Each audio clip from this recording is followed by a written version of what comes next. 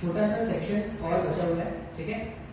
अब वो छोटा सा सेक्शन जो है वो एनर्जी का है, वो जो छोटा सा सेक्शन है वो एनर्जी का है। एनर्जी मतलब एसएचएम में हम क्या करेंगे, पार्टिकल जब मूव कर रहा है तो उसमें एनर्जी के बारे में बात करेंगे। एनर्जी मतलब फिर से मैकेनिकल एनर्जी होगा, मैकेनिकल एनर्जी मतलब पोटेंशियल एनर्जी और काइनेटिक एनर्जी के बारे में हमें क्या करना है, बात करना है। क्वेश्चंस बनते हैं, इंपॉर्टेंट क्वेश्चंस होंगे और बात भी इंपॉर्टेंट हो जाएगा क्योंकि इसको यूज करके हमको टाइम पीरियड भी निकालना होता है, ठीक है। तो हम क्या करने वाले हैं, एनर्जी के बारे में बात करेंगे। Energy of a particle in SHM topic है, टॉपिक का नाम है energy of a particle in SHM, ठीक है। और कौन सा एनर्जी के बारे में बात करने वाले हैं, मैकेनिकल एनर्जी, ठीक है। अच्छा, अब मैकेनिकल एनर्जी के लिए सबसे पहला हम मैकेनिकल एनर्जी का मतलब है दो तरह की एनर्जी के बारे में बात करेंगे। हम बोलेंगे या तो पोटेंशियल एनर्जी या काइनेटिक एनर्जी। काइनेटिक एनर्जी का कैलकुलेशन आसान है तो वो बाद में देखते हैं, पहले पोटेंशियल एनर्जी के बारे में बात कर लेते हैं। पोटेंशियल एनर्जी अगर आपको याद होना तो पोटेंशियल एनर्जी का डेफिनेशन बहुत इंपॉर्टेंट होता है।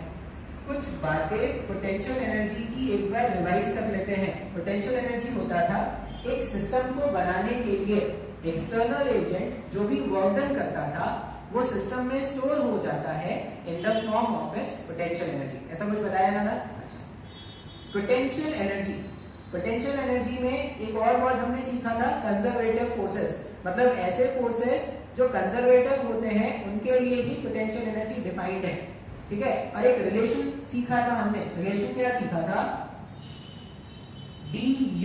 du मतलब चेंज इन पोटेंशियल एनर्जी जो है वो minus of work done, small work done by conservative force. ये रिलेशन आपको वर्क एनर्जी पावर वाले चैप्टर में सिखाया गया था।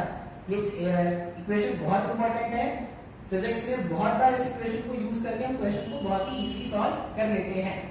du का मतलब change in potential energy minus of d work done by conservative force. ये इक्वेशन को अपने को क्या करना है, यूज करना है, ठीक है। कैसे यूज करते हैं वो देखते हैं। हमने क्या बोला था, मान लो एक पार्टिकल है, ये मीन पोजीशन हो गया, वापस से ये एम्पलीट्यूड प्लस का, ये एम्पलीट्यूड माइनस का, और ये पार्टिकल जो है वो ऐसे ऐसे एसएचएम एग्जीक्यूट कर रहा है, ठीक है।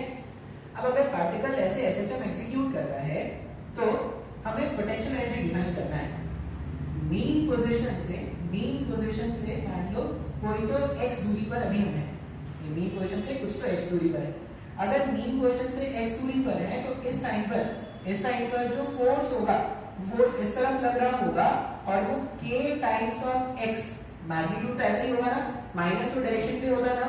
ये जो फोर्स है, ये फोर्स का मैग्नीट्यूड अभी कितना है, k into x। अच्छा, ये फोर्स कांस्टेंट या वेरिएबल, वेरिएबल फोर्स है ना। वेरिएबल फोर्स का अगर अपने को वर्क डन कैलकुलेट करना है, अब मैं क्या करूंगा, पोटेंशियल एनर्जी को कैलकुलेट करना है तो वर्क डन कैलकुलेट करना पड़ेगा ना। किसका वर्क डन, कंजर्वेटिव फोर्स का। अभी देखो ये जो मेरे पास एसएचएम वाला जो फोर्स है वो कंजर्वेटिव नेचर का है। अब कंजर्वेटिव नॉन कंजर्वेटिव कैसे पहचानते थे, बेसिक लेक्चर में देखना। और अगर नहीं आता है, ठीक है, नहीं आता है तो मोदी जी के नेक्स्ट टास्क का इंतजार करना कि मोदी जी अब क्या करने बोलेंगे। ताली बजवा लिया, ये जगा लिया, अब देखना क्या करना है, पढ़ाई मत करना बस। F equals to kx, force जो है वो kx के बराबर है। अब ये जो फोर्स है वो कंजर्वेटिव नेचर का है, इसका अगर मेरे को वर्क डन कैलकुलेट करना है, वर्क डन कैलकुलेट, अब फोर्स जब भी वेरिएबल होता है तो स्मॉल डिस्प्लेसमेंट करते थे क्या। ऐसा मान लो मैंने इसको क्या किया, dx अमाउंट का डिस्प्लेसमेंट दिया है, बहुत ही छोटा सा dx अमाउंट का डिस्प्लेसमेंट इस तरफ, फोर्स इस तरफ है, डिस्प्लेसमेंट इस तरफ दे रहा है।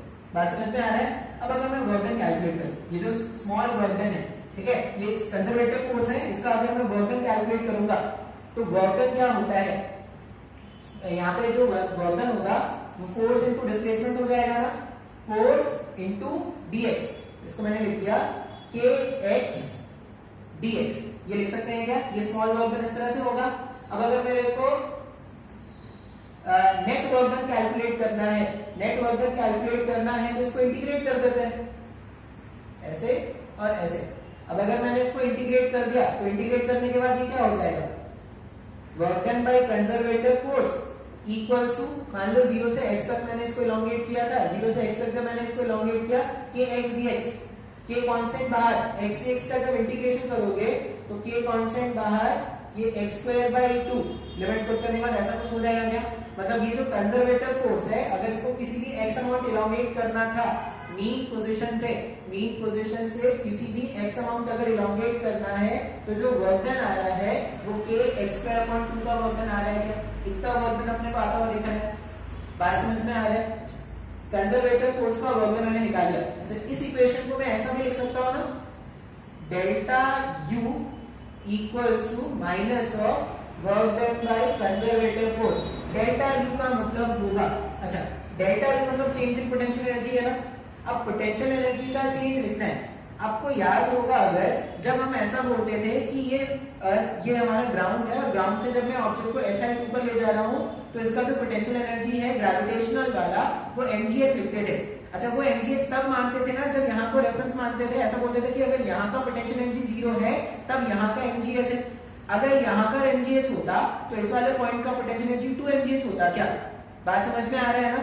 तो यहाँ पे डेल्टा u, अब इस वाले केस में अपने को रेफरेंस किसको मानना है, तो ऐसा मानते हैं ये डेल्टा u, ध्यान से देखना कैसे लिख रहे हैं, potential energy at any random position x, delta u मतलब potential energy at any random x minus potential energy at mean position. समय को नहीं समझ में आया, डेल्टा u का मतलब क्या होता है, फाइनल माइनस इनिशियल होता है ना, तो फाइनल माइनस इनिशियल मैंने इस तरह से लिख दिया।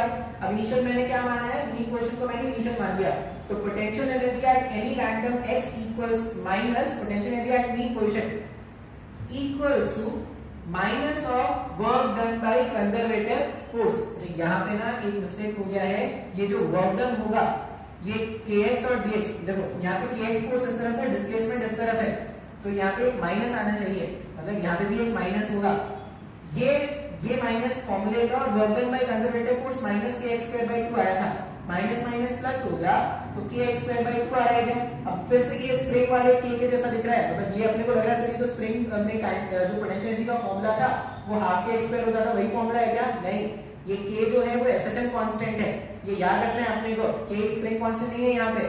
इसका मतलब किसी भी पोजीशन का अगर मेरे को पोटेंशियल एनर्जी जानना है तो अपन ऐसा लिखेंगे क्या, हाफ SHM कांस्टेंट, x यहाँ पे इलोंगेशन मीन पोजीशन से है, प्लस पोटेंशियल एनर्जी और मीन पोजीशन। इस पूरे को सॉल्व करने के बाद जो भी फैक्टर आएगा, जो भी वैल्यू आएगा वो क्या होगा, वो अपना पोटेंशियल एनर्जी होगा एट एनी पोजीशन x। अब 90% टाइम पोटेंशियल एनर्जी का वैल्यू जो है वो 0 है, 90% टाइम, ये लिख लेंगे यहाँ पे क्या है, कुछ बातें जो यहाँ पे नोट करने वाली है वो क्या लिखेंगे, x जो है, x इज द डिस्प्लेसमेंट या x is the elongation from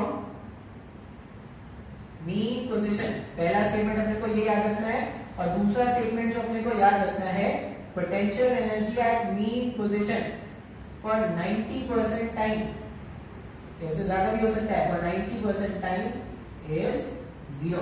ये दो बातें अपने को याद रखनी है। तो हमने क्या किया है, पोटेंशियल एनर्जी का रिलेशन फाइंड कर लिया है as a function of x। अब यहाँ पे देखो पोटेंशियल एनर्जी कांस्टेंट नहीं है, x अगर तुम्हारा पोजीशन चेंज होता जाएगा तो पोटेंशियल एनर्जी जो स्टोर हो रहा है वो भी क्या होता जाएगा, चेंज होता जाएगा। ये पोटेंशियल एनर्जी और x में रिलेशन था, उसी तरह पोटेंशियल एनर्जी और टाइम पे भी रिलेशन फाइंड कर सकते हो। देखो कैसे, पोटेंशियल एनर्जी और टाइम में अगर आप रिलेशन फाइंड करोगे तो रिलेशन ऐसा है, हमने क्या देखा, पोटेंशियल एनर्जी जो है, अब मोस्ट ऑफ द टाइम ये 0 होता है तो अपन 0 मान के सॉल्व कर रहे हैं, 0 नहीं होगा तो पोटेंशियल एनर्जी मीन पोजीशन का ऐड करते जाएंगे, अपन लिख देते हैं ऐसे ही जनरल बना के, potential energy at any time t। ये जो टर्म है हाफ k x², हाफ को मैंने हाफ मैंने दिया k, x का मतलब SHM में a sin ओमेगा t होता है क्या, a sin ओमेगा t होता है, तो अगर x का मतलब a sin ओमेगा t है तो यहाँ पे क्या लिख सकते हैं, a² sin omega t plus phi naught, ये पूरा टर्म ऐसा भी लिखा जा सकता है, plus potential energy at mean position. ये पोटेंशियल एनर्जी और टाइम का रिलेशन है, ये पोटेंशियल एनर्जी और एक्स का रिलेशन है। किसी भी गिवन डिस्प्लेसमेंट पे पोटेंशियल एनर्जी कैलकुलेट करना है तो ये फॉर्मूला यूज करना, किसी गिवन टाइम पर पोटेंशियल एनर्जी कैलकुलेट करना है तो ये फॉर्मूला यूज करना।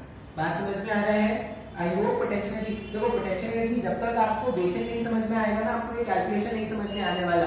वर्क एनर्जी पावर वाले चैप्टर में पोटेंशियल एनर्जी बहुत ही आराम से बताया गया था। और एक और बात मैं बता दूं, पोटेंशियल एनर्जी का जो नॉलेज है ये बहुत ज्यादा इंपॉर्टेंट है। ये फिजिक्स में एक टूल है जो आपको क्वेश्चन सॉल्व करने में हेल्प करता है। Energy conservation, momentum conservation, angular momentum conservation, ये कुछ ऐसे टूल्स हैं जिससे आप क्या कर सकते हो, मैकेनिक्स के अच्छे प्रॉब्लम सॉल्व कर सकते हो। तो इनकी अंडरस्टैंडिंग होनी बहुत जरूरी है। पोटेंशियल एनर्जी फाइंड कर लिया। अच्छा, फिर हम क्या करते हैं ना, काइनेटिक एनर्जी निकालते हैं। अब काइनेटिक एनर्जी निकालना ना बहुत ही आसान है। काइनेटिक एनर्जी का भाई बचपन से ये फॉर्मूला पढ़ते आ रहे हैं, kinetic energy equals to half m v square. ऐसा ही कुछ फॉर्मूला पढ़ रहे हैं ना। अच्छा, ये मास किसका, वो जो पार्टिकल जो एसएचएम एग्जीक्यूट कर रहा है उसका मास m, और पार्टिकल का जो स्पीड है उसका स्क्वायर। ये वेलोसिटी होता है, स्पीड होता है। अब अगर मैं बोलूं कि मेरे को kinetic energy as a function of x निकालना है तो अपन क्या लिखेंगे, हाफ m। अभी ध्यान से जो स्पीड है किसी भी x पोजीशन पे वो क्या होता है, v equals to omega root over a square minus x square. उसका स्क्वायर कर दो, अगर उसका स्क्वायर करोगे v का मतलब क्या है, v को मैं ऐसा लिख सकता हूं ना, omega root over a square minus x square का होल स्क्वायर। इसको थोड़ा अच्छा दिखा सकते हैं अपन, क्या लिख सकते हैं, kinetic energy at any x equals हो जाएगा half m omega square a square minus x square. देख सकते हैं क्या ऐसा? तो ये मेरे पास क्या हो गया, काइनेटिक एनर्जी हो गया एट एनी x, किसी भी x पोजीशन पर पार्टिकल का अगर काइनेटिक एनर्जी आपको निकालना है तो आप क्या करोगे, ये फॉर्मूला यूज करोगे। अच्छा, मैं इसको ना एक और तरीके से लिख सकता हूं, देखो कैसे। अब ये सारे तरीके इसलिए मैं बता देता हूं क्योंकि क्वेश्चन में आपको कोई भी फॉर्मूला यूज करना हो सकता है। ऐसे थोड़ा कंफ्यूजिंग लग सकता है फॉर्मूला, लेकिन अगर आपको बेसिक अच्छे से समझ में आ गया है ना तो इतना प्रॉब्लम नहीं होना चाहिए। तुम याद रखो k अपॉन m को अपन ने ओमेगा स्क्वायर से रिप्लेस किया था। क्या 2 लेक्चर पहले जब बताया था k अपॉन m को ओमेगा स्क्वायर से रिप्लेस किया था। इसका मतलब n times of omega square जो है वो k से रिप्लेस कर सकते हैं ना। n है ऑब्जेक्ट का मास, ओमेगा स्क्वायर उसका एंगुलर फ्रीक्वेंसी का स्क्वायर और k क्या है, एसएचएम कांस्टेंट। तो ये जो इक्वेशन है, इस इक्वेशन को ऐसे भी लिख सकते हैं क्या, kinetic energy at any x equals to half m omega square के प्लेस में रख दिया k a square minus x square. ये मैंने काइनेटिक एनर्जी फाइंड किया है, kinetic energy of the particle at any position x। बात समझ में आया? ये काइनेटिक एनर्जी और x में रिलेशन था, डिस्प्लेसमेंट में था। उसी तरह काइनेटिक एनर्जी और टाइम में भी रिलेशन निकाल सकते हैं। कैसे? फिर से हाफ एम वी स्क्वायर। अच्छा, v जो है, ये v जो है, v को टाइम के टर्म्स में लिखना है। v टाइम के टर्म्स में क्या है, a omega cos omega t plus phi naught है।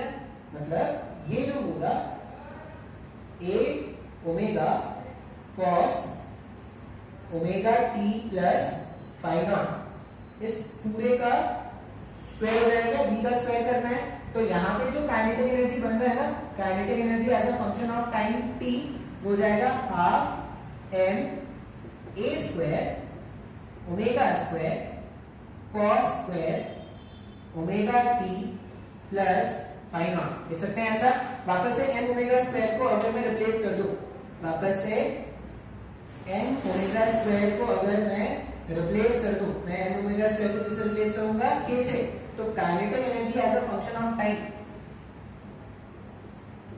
Kinetic energy as a function of time अगर मैं लिखूंगा हाफ m ओमेगा स्क्वायर को k से रिप्लेस कर दो तो k a square cos square omega t plus phi naught. ये मेरे पास काइनेटिक एनर्जी आ गया है as a function of time t।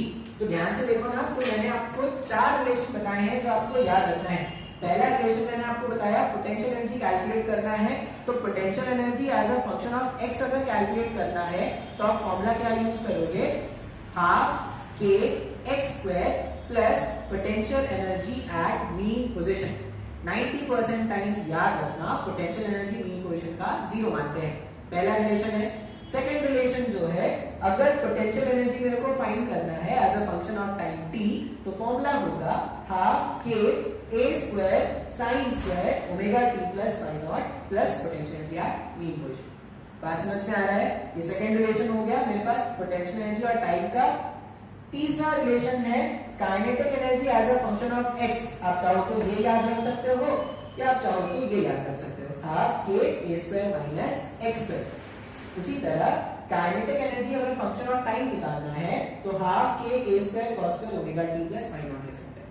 बात समझ में आ रहा है क्या? तो मेरे पास काइनेटिक एनर्जी, अगर कोई मुझसे पूछता है कि भाई पार्टिकल एसएचएम एग्जीक्यूट कर रहा है, आप उसका पोटेंशियल एनर्जी बताओ। पोटेंशियल एनर्जी अगर आप फंक्शन ऑफ x पूछोगे तब भी मेरे पास फॉर्मूला है, मैं यूज करके आंसर लिख सकता हूं। पोटेंशियल एनर्जी अगर आप फंक्शन ऑफ टाइम पूछोगे तब भी मेरे पास फॉर्मूला है, मैं सॉल्व करके आंसर बता सकता हूं। बात समझ में आया क्या? अब मेरे को अगर पोटेंशियल एनर्जी और काइनेटिक एनर्जी दोनों पता है तो मैं टोटल एनर्जी लिख सकता हूं क्या? टोटल एनर्जी क्या होगा? तो पोटेंशियल एनर्जी और काइनेटिक एनर्जी का जो सम होता है उसी को तो टोटल एनर्जी बोलते हैं। तो नेक्स्ट अगर मैं बोलूं कि मुझे रिलेशन लिखना है, रिलेशन किसका लिखना है मेरे को? टोटल एनर्जी का। अगर मेरे को रिलेशन लिखना है तो रिलेशन में क्या लिखूंगा? Total energy.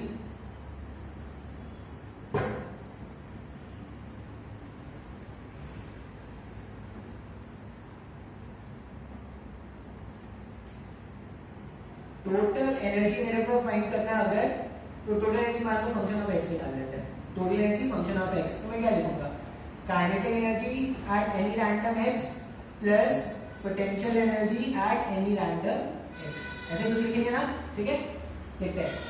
किसी भी रैंडम x पर जो काइनेटिक एनर्जी आया था वो था half k a square minus x square. किसी भी रैंडम x पर जो काइनेटिक एनर्जी आया था वो half k a square minus x square, और पोटेंशियल एनर्जी आया था half k a square plus potential energy at mean position. अभी जब इसको मैं एक्सपैंड करूंगा ना, a स्क्वायर नहीं है x square, sorry, half k x square plus potential energy at mean position. अब जब मैं इसको एक्सपैंड करूंगा ना तो देखो हाफ के माइनस एक्स स्क्वायर इधर है और हाफ के प्लस एक्स स्क्वायर इधर है, ये दोनों कैंसिल आउट हो जाएंगे ना, तो ये कुछ तो ऐसा दिखेगा। Total energy as a function of x जो आएगा वो half k a square plus potential energy at mean position. अभी देखो ये टोटल एनर्जी जो है, काइनेटिक एनर्जी एक्स का फंक्शन है, पोटेंशियल एनर्जी एक्स का फंक्शन, दोनों एक्स के चेंज होने से चेंज हो रहे हैं। लेकिन जब तुम टोटल एनर्जी देखोगे ना तो टोटल एनर्जी ना एक्स के इंडिपेंडेंट आ गया, मतलब टोटल एनर्जी एक्स का फंक्शन नहीं है। पार्टिकल का काइनेटिक एनर्जी अलग अलग पोजीशन पे अलग अलग हो रहा है, पार्टिकल का पोटेंशियल एनर्जी अलग अलग पोजीशन पे अलग अलग हो रहा है, लेकिन इसका टोटल एनर्जी हमेशा कांस्टेंट है, half k square plus potential energy at mean position. उसी तरह जब आप kinetic energy as a function of time t और potential energy as a function of time t add करोगे ना, तब वापस से देखोगे cos स्क्वायर ओमेगा t वाला टर्म यहां पे, वहां पे sin square omega t plus y naught वाला टर्म था। दोनों ऐड करने के बाद ना वापस से ऐसा हो जाएगा, जब आप total energy as a function of time t भी कैलकुलेट करोगे ना तो वो वापस से यही आने वाला है, हाफ के a square plus potential energy at mean position. इसका ये मतलब है कि पार्टिकल का जो काइनेटिक एनर्जी है या पोटेंशियल एनर्जी है वो टाइम के साथ, पोजीशन के साथ चेंज हो रहा है, लेकिन पार्टिकल का जो टोटल एनर्जी होगा वो हमेशा कांस्टेंट है और उसका वैल्यू लिखता है half k a square plus potential energy at mean position. सब को ये सब कुछ भी नहीं समझ में आया सर, थोड़ा थ्योरी है, थ्योरी था, इंपॉर्टेंट है, आपको समझना पड़ेगा। नहीं समझ में आ रहा है तो याद रख लेना ये सब। अब इसमें कुछ और भी बातें हैं जो आपको बतानी है, और बातें हैं, या ऐसे समझो जो क्वेश्चंस हैं, जो इसमें क्वेश्चंस जो आएंगे वो कैसे क्वेश्चंस आते हैं। पहले क्वेश्चन जो आएंगे ना वो तो आते हैं ग्राफ वाले क्वेश्चन, मतलब एनर्जी और डिस्प्लेसमेंट का ग्राफ हो सकता है, एनर्जी और टाइम का ग्राफ हो सकता है। तो पहले जो अपन क्वेश्चन देखेंगे वो ग्राफ वाले क्वेश्चन देखेंगे। अब ग्राफ वाले क्वेश्चन देखने के लिए, ग्राफ वाले क्वेश्चन देखने के लिए अपन ऐसा मान लेते हैं, मान लो मेरे पास, देखो मेरे पास रिलेशन क्या क्या है, मेरे पास जो भी रिलेशन है ना उनको मैं एक साइड करके लिख लेता हूं, क्योंकि मुझे उनको ही यूज करके ग्राफ बनाना है।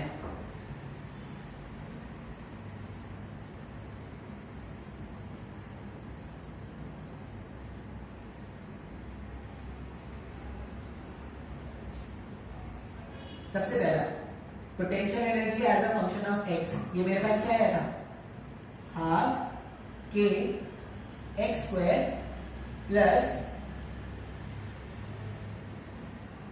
Potential energy at mean position, ये रिलेशन आया था। काइनेटिक एनर्जी एट एक्स, किसी भी एक्स पर जो काइनेटिक एनर्जी है वो कितना है, हाफ के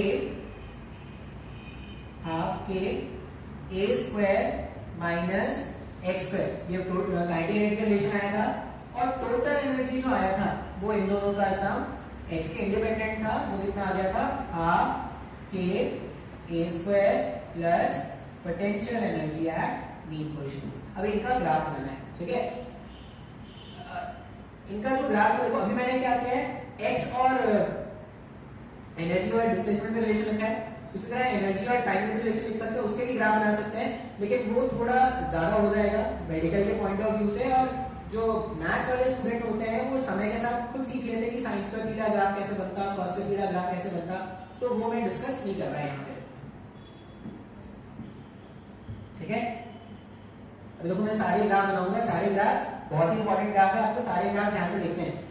पहले काइनेटिक एनर्जी का ग्राफ अगर मैं बनाऊं, या पहले पोटेंशियल ग्राफ से स्टार्ट करते हैं, ठीक है। सबसे पहला graph potential energy versus x.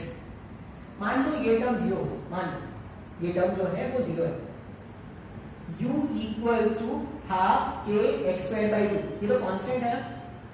y equals to x square, y equals to x square, सिर्फ सुना है कहीं तो ये y equals to x square parabola है, और x में स्क्वायर है, x में स्क्वायर है मतलब x के पॉजिटिव नेगेटिव वैल्यूज दोनों लेने हैं, और y का वैल्यू हमेशा पॉजिटिव रहेगा। बात समझ में आ रहा है ना। तो अगर मैं वो पहला ग्राफ बनाऊं ना, मैं ऐसा रख रहा हूं, मैं रख रहा हूं इस तरह ही मैंने रखा, ये मान लो मेरा यहाँ पे x है, ठीक है। देखो ग्राफ कैसा है, पोटेंशियल एनर्जी अगर मीन पोजीशन का वैल्यू 0 था, अगर potential energy at mean position जो है वो 0 है, तो ये टर्म अभी नहीं कर सकता है, मैं इसको भी इंट्रोड्यूस कर दूंगा, टेंशन मत लेना।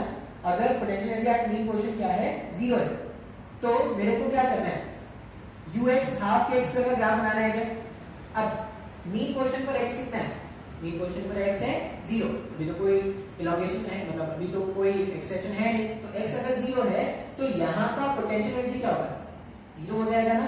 और जैसे ही मैं अब इसके लिमिट्स क्या हो, ग्राफ का जो लिमिट है, ग्राफ यहाँ पे बनाना है वो -a से +a तक बनाना है क्या, ऐसा अपने को ग्राफ बनाना है। अभी ये जो ग्राफ होगा ना वो ऐसा कुछ दिखेगा, पैराबोलिक ग्राफ बनाना है, और जब x का वैल्यू 0 है तो ग्राफ को क्या करना था, 0 दिखाना था, तो कुछ तो ऐसा ग्राफ दिखेगा पैराबोलिक, ये इस तरह का ग्राफ बनेगा। ये किसका ग्राफ हो गया, potential energy as a function of x का ग्राफ हो गया। जब मैंने क्या माना है, जब मैंने माना है कि मीन पोजीशन जो है, मीन पोजीशन पे पोटेंशियल एनर्जी कितना है, 0 है। मुश्किल लग रहा है क्या, समझ में आ रहा है। फिर काइनेटिक एनर्जी का अपने को ग्राफ बनाना है as a function of x। अगर काइनेटिक एनर्जी का ग्राफ देखोगे तो मान लो ये जो एक्सपैंड करने के बाद कुछ ऐसा होता क्या, half k a square minus half k x square, ऐसा कुछ होगा ना। ये वाला टर्म भूल जाओगे, y equals to minus x square है, y equals to minus x square, y equals to minus x square मतलब क्या है, y का वैल्यू हमेशा नेगेटिव जाना चाहिए, y equals to minus x square मतलब यहाँ पे y का जो भी वैल्यूज होगा वो नेगेटिव होना चाहिए। फिर ये एक कांस्टेंट है क्या, ये कांस्टेंट वाला टर्म अगर मैं यहाँ पे ले जाऊँ तो y में कुछ माइनस कर रहे हैं क्या, y में कुछ माइनस क्या, नहीं समझ में आया, फिर से देखिए क्या, देखो आप ऐसा समझो कि ये नहीं है, तो यहाँ पे क्या हो गया, काइनेटिक एनर्जी माइनस के एक्स स्क्वायर बाई 2 हो गया ना। इसका ग्राफ बनाना है, यहाँ पर x के पॉजिटिव नेगेटिव आप दोनों वैल्यू ले सकते हो, लेकिन y जो होगा वो हमेशा नेगेटिव होना चाहिए ना, मतलब ग्राफ ऐसा बनना चाहिए, इस तरह का ग्राफ। पहला वाला ग्राफ ऐसा था ना, अभी ग्राफ ऐसा बनना चाहिए, ठीक है। अभी ये तो कांस्टेंट है ना, कांस्टेंट को उधर ले जाओ, कांस्टेंट को जब आप उधर ले जाओगे तो y में आपने कुछ माइनस किया है क्या, जब y में कुछ माइनस करते थे तो ग्राफ जो था वो ऊपर की तरफ शिफ्ट करता था क्या, ऐसा कुछ मैंने आपको पहले पढ़ाया है, अगर नहीं आता है तो रिवाइज करना कॉपी से। तो ये जो ग्राफ है ना वो देखो ऐसा, सिर्फ ये वाला टर्म नहीं होता ना तो ऐसा ग्राफ होता, लेकिन इस वाले टर्म के कारण ये क्या करेगा, शिफ्ट कर जाएगा ऊपर की तरफ। अब जब ये शिफ्ट करेगा ना तो जो ग्राफ बनेगा, ग्राफ ऐसा कुछ बन के आएगा,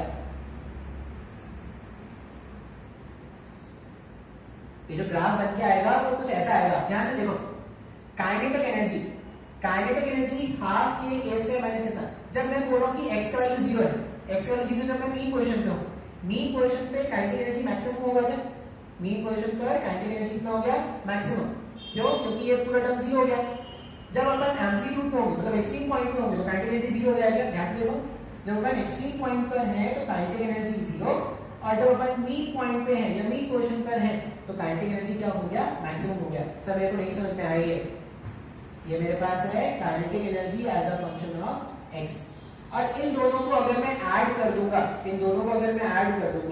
तो मेरे पास टोटल एनर्जी आ जाएगा। तो अब अगर ये वाला टर्म 0 तो क्या हो जाएगा? हाफ के स्क्वायर के बराबर हो गया ना।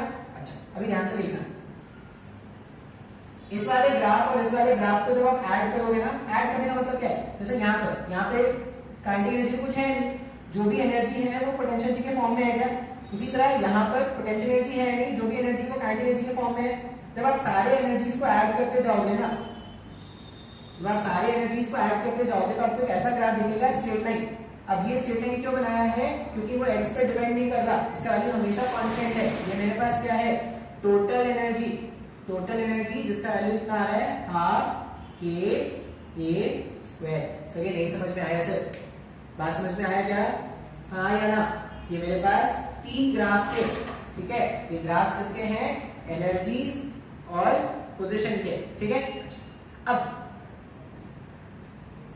अगर u at mean position 0 नहीं होता, मान लो u at mean position 0 नहीं होता, अगर u at mean position 0 नहीं होता, ध्यान से देखना, ये समझना है आपको। इस वाले ग्राफ में पोटेंशियल एनर्जी मीन पोजीशन का 0 है ना। अगर मैं बोल रहा हूं कि ये 0 नहीं होता, कुछ वैल्यू होता, तो यहां कहीं पे आता क्या? जो यहां कहीं पे आया था वो यहां कहीं पे हो जाएगा ना, 0 नहीं रखना है। अब इस वाले ग्राफ में 0 में अगर मैंने इतना ऐड किया है तो इसमें भी मुझे इतना ऐड करना पड़ेगा, इसमें भी मुझे ये ऐड करना पड़ेगा, एंड सो ऑन। मतलब ये जो ग्राफ है वो कुछ ऐसा होता जाएगा क्या? सही नहीं समझ में आया? ये मैंने क्या लिखा है? ये मैंने लिखा है potential energy as a function of x when potential at mean point is not equal to 0। सही नहीं समझ में आया? इसलिए कॉम्प्लिकेटेड हो गया ग्राफ। लेट्स बना दूंगा इसको, समझ में आ रहा है? ध्यान से देखना, मैंने क्या बोला? ये ब्लू वाला ग्राफ ux जो है वो तब का ग्राफ है जब हमने ऐसा माना है कि potential energy at mean position क्या है? 0 है। अगर मीन पोजीशन पे 0 है तो ये ग्राफ बनेगा, इस तरह ग्राफ बनेगा। अब अगर 0 नहीं है, मान लो कुछ वैल्यू है, तो कितना होगा? वो कांस्टेंट होगा ना। मान लो यहां से आकर वैल्यू 5 है, तो जब 0 था तो 5 हो गया। यहां पर अगर इतना है तो इसमें भी तो 5 ऐड करोगे ना, समझ रहे हैं ना? यहां पे अगर 5 है तो इतना वाला फैक्टर और ऐड करोगे, तो जो पहले यहां पे था वो 5 ऐड करने के बाद यहां पे आ जाएगा ना। फिर यहां पे इतना पहले से था, इसमें मीन पोजीशन का एनर्जी ऐड करने को और ऐसा एक्सटेंड हो जाएगा। तो ये मेरे पास पोटेंशियल एनर्जी का ग्राफ बनेगा when potential energy at mean position is not equal to 0। So ये थोड़ा मुश्किल था, कॉम्प्लिकेटेड था, आई होप समझ में आया होगा, ठीक है? अभी ये मेरे पास ग्राफ हो गया। एक इंपॉर्टेंट क्वेश्चन और होता है, एक इंपॉर्टेंट कंसेप्ट होता है, वो मेडिकल में बहुत आता है। अब कंसेप्ट क्या है?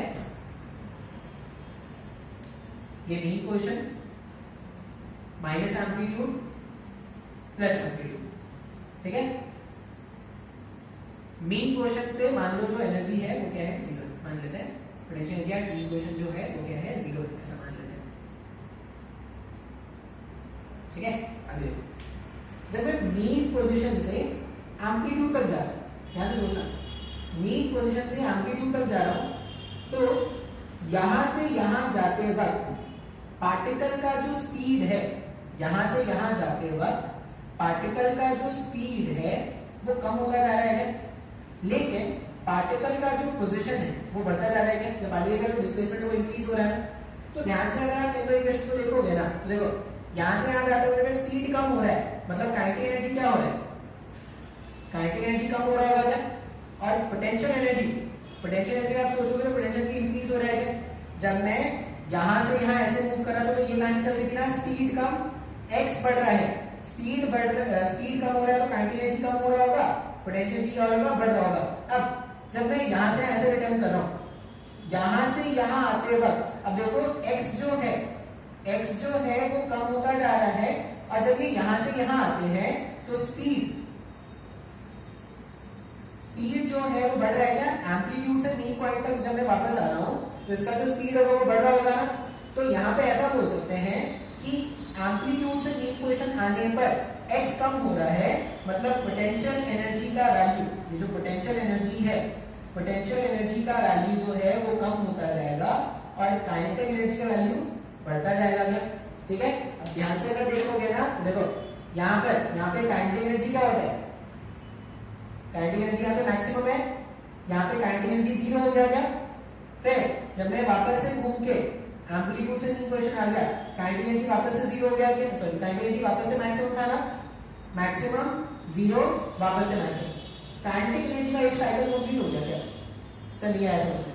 पोटेंशियल जी देखो यहाँ पर पोटेंशियल जी क्या है, 0 है, क्योंकि मीन पोजीशन पे मैंने 0 मान रखा है। यहाँ से आ गया मैक्सिमम हो गया क्या, मैक्सिमम इलॉन्गेशन हो गया तो मैक्सिमम हो गया। जब वापस घूमता है फिर से 0 हो गया ना, तो पोटेंशियल का एक साइकिल कंप्लीट हो गया क्या। हाँ या ना, देखो काइनेटिक एनर्जी मैक्सिमम से वापस से मैक्सिमम, पोटेंशियल जी 0 से वापस से 0। इसका मतलब जब पार्टिकल यहां जाके यहां आ गया तो काइनेटिक एनर्जी का एक साइकिल और पोटेंशियल एनर्जी का एक साइकिल कंप्लीट हो गया है। बात समझ में आ रहा है। तो क्वेश्चन ऐसा पूछता है कि एक पार्टिकल है जो एसएचएम एग्जीक्यूट कर रहा है और उसका फ्रीक्वेंसी जो है वो मान लो है 10 हर्ट्ज है। पार्टिकल है एसएचएम एग्जीक्यूट कर रहा है, उसका फ्रीक्वेंसी जो है वो 10 हर्ट्ज है। उसके काइनेटिक एनर्जी का फ्रीक्वेंसी बताओ, उसके टोटल एनर्जी का फ्रीक्वेंसी बताओ और उसके पोटेंशियल एनर्जी का फ्रीक्वेंसी बताओ। तो हमने क्या देखा, जब ये यहां से घूम के यहां, मतलब जब इसका एसएचएम करते हुए पार्टिकल का जब आधा ऑसिलेशन कंप्लीट हो गया तो एनर्जी का पूरा एक ऑसिलेशन कंप्लीट हो गया, काइनेटिक एनर्जी का, पोटेंशियल का भी कंप्लीट हो गया। इसका मतलब अगर एक एसएचएम करने वाले पार्टिकल का फ्रीक्वेंसी 10 है तो उसके काइनेटिक एनर्जी का फ्रीक्वेंसी 20 है, उसके पोटेंशियल एनर्जी का फ्रीक्वेंसी 20 है। लेकिन टोटल एनर्जी तो कांस्टेंट है ना, वो तो बदल ही नहीं रहा। टोटल एनर्जी कांस्टेंट है, नहीं चेंज हो रहा, तो उसका फ्रीक्वेंसी क्या है, 0 है। सर ये नहीं समझ में आया, फिर से ध्यान से देखना, ये याद रखना है, ये नोट कर लेना है अपने को। नोट क्या करेंगे, नोट ये कर लेंगे, if frequency of SHM is f, then frequency of its kinetic energy and potential energy will be 2f। याद रखना है, ठीक है। एक बार फिर से वापस से बता देगा। देखो मैंने बोला कि पार्टिकल जब यहां से आ गया वापस से यहां पे आया, यहाँ पे इसका मीन पोजीशन है, पोटेंशियल कितना 0, कोई इलॉन्गेशन नहीं है। जब यहाँ से हो गया पोटेंशियल बढ़ा था ना, पोटेंशियल बढ़ के मैक्सिमम हो गया। फिर जब ये वापस आया पोटेंशियल कम होता जाएगा कि वापस 0 हो गया क्या, मतलब पोटेंशियल एनर्जी का एक साइकिल कंप्लीट हो गया ना, पोटेंशियल का एक साइकिल कंप्लीट हो गया, काइनेटिक एनर्जी मैक्सिमम से घूम गया वापस मैक्सिमम हो गया, तो काइनेटिक एनर्जी का भी एक साइकिल कंप्लीट हो गया। तो जब एसएचएम करने वाले पार्टिकल का आधा साइकिल कंप्लीट हुआ है तो काइनेटिक एनर्जी ने पूरा साइकिल कंप्लीट कर लिया है। इसका मतलब जितने टाइम पे, मान लो 1 सेकंड में अगर इसने 10 ऑसिलेशन ऐसे कंप्लीट किए थे तो ये 20 ऑसिलेशन कंप्लीट करने वाला है। इसमें क्वेश्चंस आते हैं, बहुत इंपॉर्टेंट क्वेश्चंस हो गए। बात समझ में आया है? तो इतना कुछ आपको एनर्जी के पॉइंट ऑफ, अब ये जितना भी था ना थ्योरी पार्ट था, थ्योरी पार्ट हमने चैप्टर खत्म कर लिया है। एक्चुअली ये थ्योरी जो है थोड़ा बोरिंग होता है, बोरिंग पार्ट हमने खत्म कर लिया है। अब क्या करेंगे, इसके बाद से अपने को एप्लीकेशंस देखने हैं, टाइम पीरियड कैलकुलेशंस के, वो थोड़ा इंटरेस्टिंग होगा, अच्छा लगेगा, मजा आएगा। लेकिन जब तक ये बेसिक नहीं समझ में आएगा वो नहीं कर पाओगे, ठीक है। तो खत्म करते हैं आज का लेक्चर, ठीक है।